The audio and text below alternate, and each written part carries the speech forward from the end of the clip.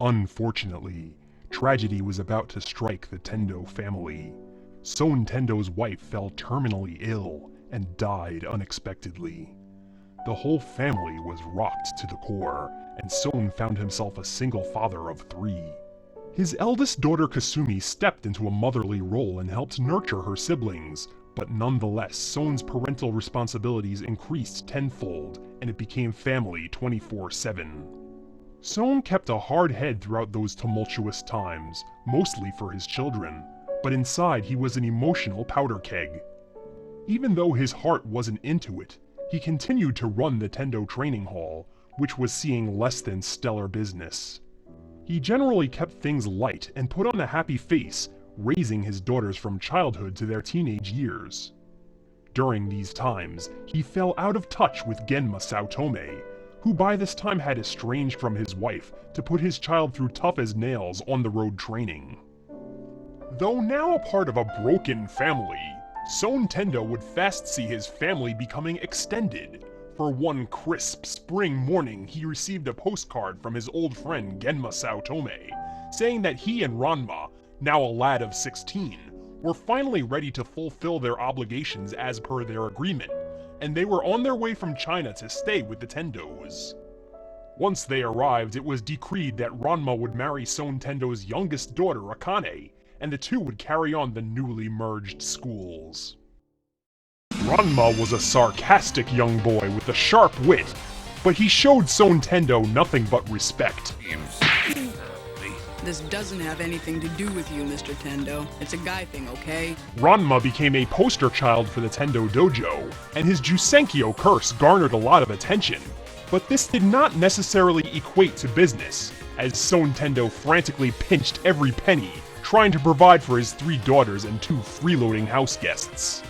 Things became even more difficult a few months later, when Happosai re-emerged and took up domicile with the Tendos. He respected Soun to an extent, but he enjoyed sticking it to his attempted killer. He found perverse joy in making Soun and Genma whimper and beg for their lives. He resumed his criminal voyeuristic nature, which earned the dojo bad press. And he ate like a garbage disposal with no thought of where the food was coming from.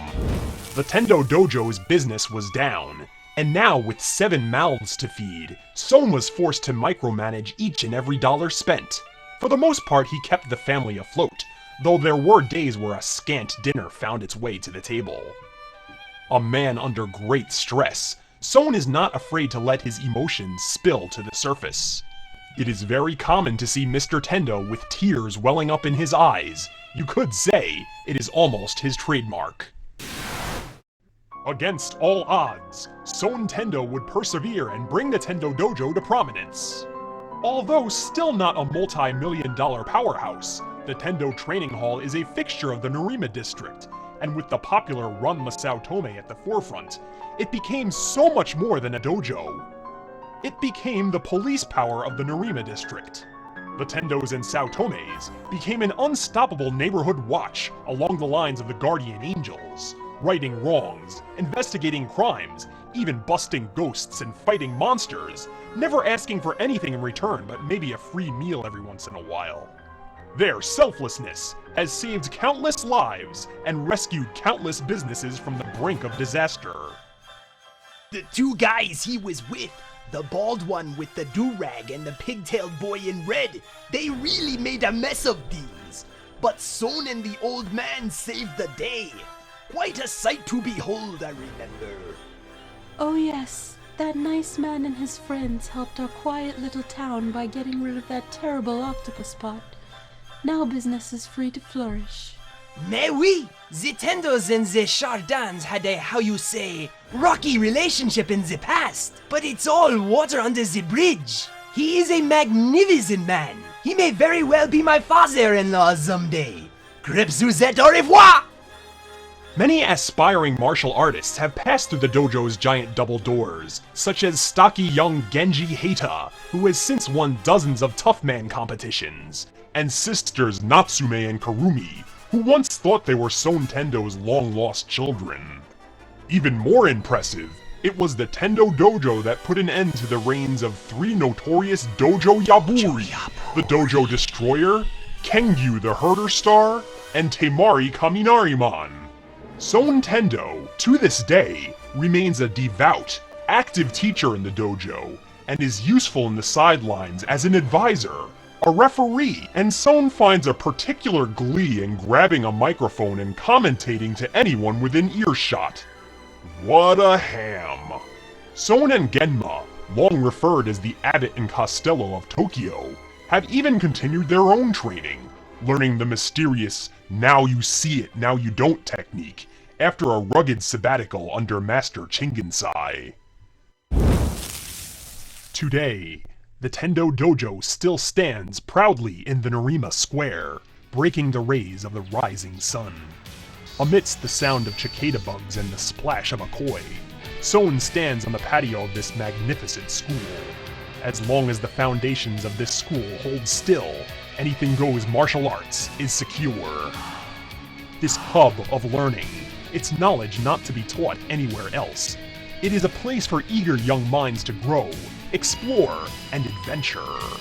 He overcame a lot to get here, this rustic backyard, these proud walls of rice paper, but here he is. A permanent staple of the quaint Nerima district, a man recognized by one and all. Soun Tendo, you are legend.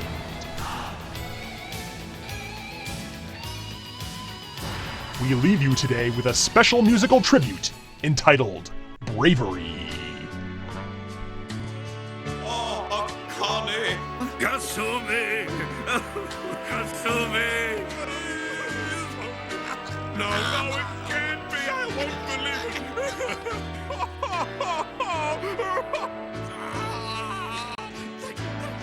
Thank you, Kasumi! What's wrong? Connor! I never thought. Promise me you won't die. The miracle of love! Oh, Connor! How could this have happened to you?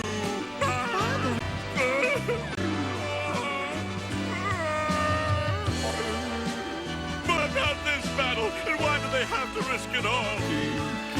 Get on. Connie! The TV show! Kasumi! It's all your fault!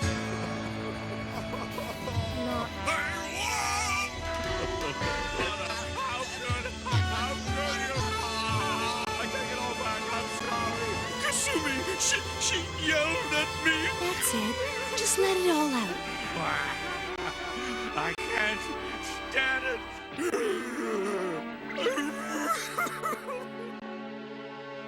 This has been a Ranma 1/2 Character Profile.